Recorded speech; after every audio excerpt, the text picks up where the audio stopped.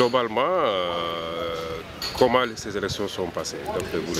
Alors globalement, ces élections se sont bien déroulées dans le calme, dans la discipline, avec une forte participation des Bissau-Guinéens. Ces élections ont suscité un réel engouement et comme je l'ai dit tout de suite, ces élections se sont déroulées dans la transparence. Maintenant, nous attendons les résultats. Je crois que la CENI, la Commission électorale nationale, est à pied d'œuvre pour les résultats que la CENI va délivrer. Alors, une chose est que les résultats soient proclamés par la CENI, les prochaines étapes vont être décisives quand même. À ce niveau-là... Soulever cette question parce que, en général, les élections se passent bien en Guinée-Bissau. Les élections de 2012 s'étaient également très bien passées et les événements surviennent après la proclamation des résultats. C'est un peu pour ça que nous devons être vigilants. La CEDEAO doit être extrêmement vigilante. C'est un peu pour ça que le mandat de l'ECOMIG a été prolongé jusqu'au mois de décembre 2014. Donc nous sommes tous sur le qui-vive, nous sommes tous vigilants pour faire en sorte que le résultat de l'élection ne soit pas confisqué, pour faire en sorte qu'il n'y ait pas de remous après l'annonce des résultats de cette élection. Pour le moment, nous en sommes au premier tour. Nous verrons s'il y aura un deuxième tour ou pas. Mais en tout état de cause, nous restons vigilants et je pense que la CEDEAO, les éléments de l'ECOMIG vont veiller à ce qu'il n'y ait pas d'anicroche après la publication de ces résultats. Il faut continuer à mettre la pression sur l'armée.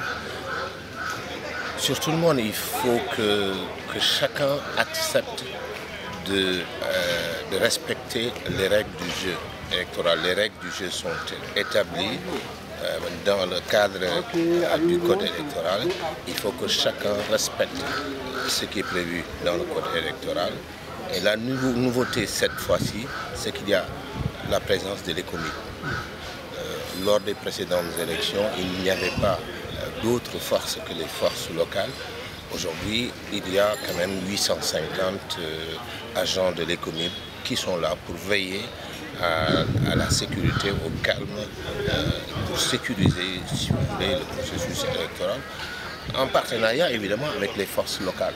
Mais donc il y a la présence de ces forces de la CEDEAO qui rassure les uns et les autres. Comment est-ce que ces élections sont passées dans les îles? Dans les îles ici, en dehors de Bissau, je veux dire. En dehors de Bissau, ces élections se sont bien passées.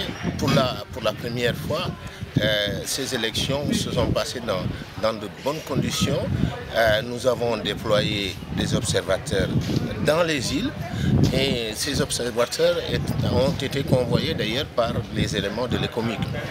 Donc dans les îles, la présence même de l'ECOMIG dans ces îles-là a été une présence particulièrement rassurante et les populations sont sorties, sont allées voter dans l'enthousiasme et dans les îles comme dans le reste du pays, on risque d'avoir un taux de participation très élevé à ces élections-ci. Mais professeur, on a remarqué par exemple au Sénégal, pour ce qui est des bureaux de vote, des centres de vote, souvent c'est des écoles, tout est fermé. Ici, les bureaux de vote, c'est en plein air dans les maisons. C'est pour des soucis de transparence ou bien un manque de moyens? C'est plus par manque de moyens. Par manque de moyens, mais cela, finalement, l'occasion fait le larron. Le fait qu'il n'y ait pas de manque de moyens contribue à accroître la transparence puisque tout se fait aux yeux de tout le monde, ce qui accroît la transparence. Et finalement, il y a toujours une salle fermée où l'électeur peut se retirer pour faire son choix.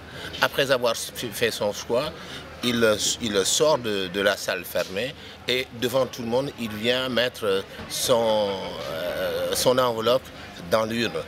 C'est un élément qui accroît la transparence, mais je dois dire que c'est dû essentiellement au manque de moyens. Okay. Et pour les tendances, globalement, on va vers un premier tour où Jobage va passer ou il y a des possibilités de second tour? Écoutez, il faut être prudent. En Guinée, à un moment donné, on a cru que Dallon Diallo allait passer dès le premier tour sur la base des tendances qui se dégageaient. Et je crois qu'il faut être prudent et attendre la publication des résultats par la Sénat. Merci, professeur. Voilà.